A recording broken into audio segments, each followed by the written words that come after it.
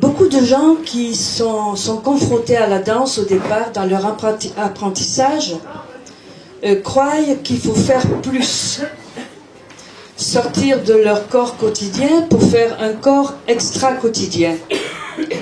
Ils se trompent complètement. Pourquoi rajouter? Il faut au contraire laisser faire.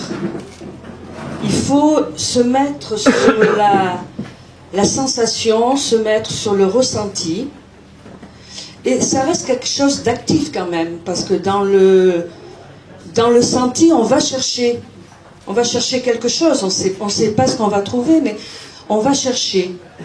Donc là, on fait taire un petit peu tous les processus cognitifs qui peuvent être très encombrants dans l'apprentissage d'une danse.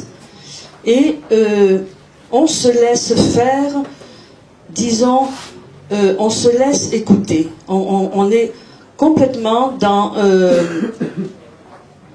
une prise de conscience de l'organisation de notre corps, mais aussi par rapport à l'espace et par rapport à l'autre, par exemple dans le tango, parce qu'on est deux, ou dans la danse contemporaine.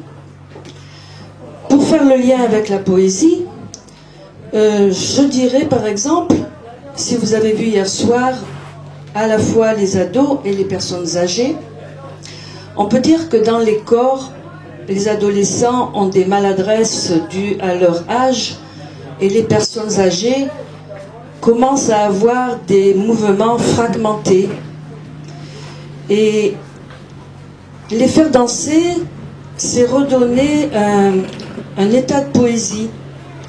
C'est redonner vie soit à un corps empêché, à un corps qui vieillissant, soit un corps, si vous voulez, qui s'épanouit dans la vie d'adulte. Donc, faire danser ces gens-là, pour moi, c'est de la pure poésie. Je dirais encore que quand je danse, ça c'est pas moi qui l'ai dit, je vais citer Montaigne. Quand je danse, je danse. Ça veut dire que quand je danse, je suis. Bien plus que je cherche à penser.